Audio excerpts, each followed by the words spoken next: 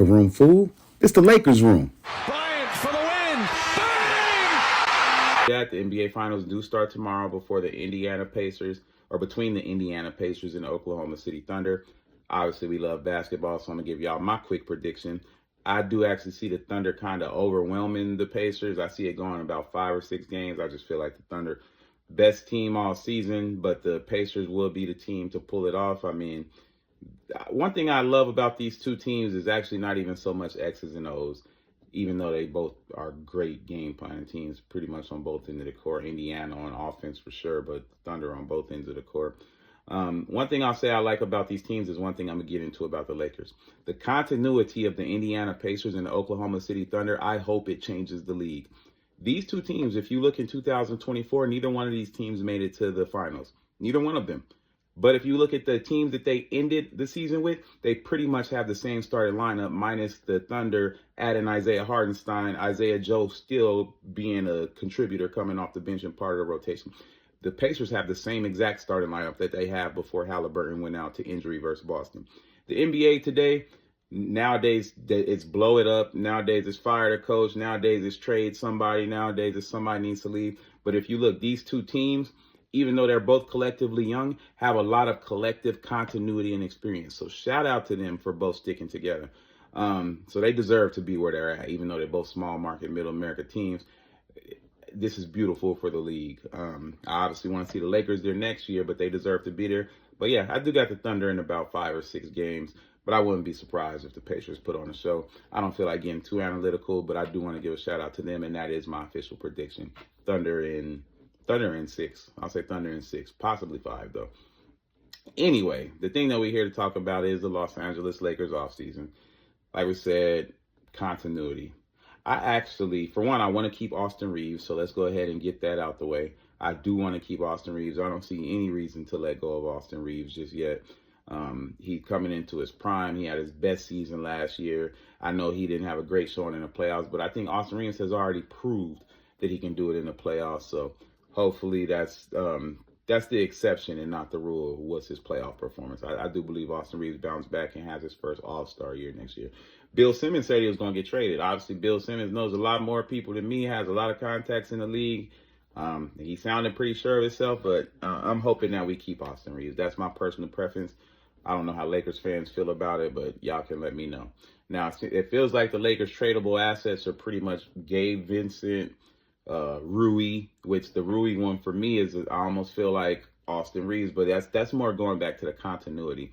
I just feel like unless we can get something like one of these Knicks or Pacers players that the Knicks obviously already went out, but I don't see how we could get one of those wings. I don't think we got the value to get them, or they'll be asking too much. But other than that, I don't feel like there's a lot of wings out there that's going to be better than Rui. And obviously, he's building so much chemistry with LeBron, and Rui's a 50-40 guy. I don't get rid of Rui personally. I look more at the angle of getting rid of the Dalton Connects of the world, the Gabe Vincents. You got expiring contract Maxi Kleber. You got Shake Milton. You got the first round pick, not this year, but the next year. So I lean more that way than going the way of getting rid of Rui Hachimura. I honestly say if we can keep our lineup of what they'll call the Banshees, like the wings, and build on one more year of continuity with like a Rui, Vando, who's obviously a defensive specialist, but Vando changed a lot of games for us this year. So I secretly hope that we can keep him. Jordan Goodwin, who's worth more than we got him signed for, and Dorian Finney-Smith. If we find a way to keep a combination of those guys, or maybe interchange them out with somebody of equal value, I think the Lakers will be set actually at the wing position. So we take a combination of the Dalton, Gabe Vincent, that first round pick, and we go after some bigs. I feel like we could get somebody in the ballpark of possibly even a Daniel Gafford with a package like that, or Nick Claxton. I don't know exactly how the money works out, or we could go after an old free agent like Steven Adams.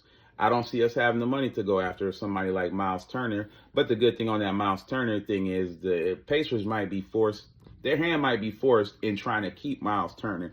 And they could end up losing like a Nimhard or a Neesmith. Now, if something like that happens, then I say the Lakers change the plans, just like if they get a chance to get a shot at somebody like let's say, an OG Anunoby, or somebody like that. But other than that, I say we kind of stick with what we got when it comes to the wings, because I feel like them guys did an excellent job last year. Even when the Lakers was #1 in defense for about 20 straight games, that was because of those wing players and the defensive performance that they was putting on, the switching that they was doing, the executing that they was doing. They was covering up for each other. I really hope that we can get back some of that chemistry between those wings.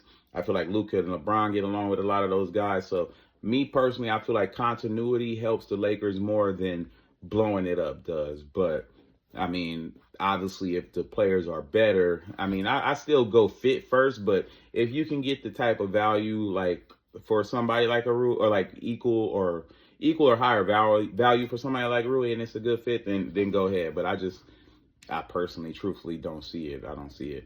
Other than that, I feel like, let's see, Rui's a good defender. He's consistent. Maybe you find somebody like that you can pry from another team, but then you give up the continuity. So I just feel like focusing on getting the 2 centers in, 1 solid starting center, and then somebody to come off the bench. Obviously, Jackson Hayes is a free agent.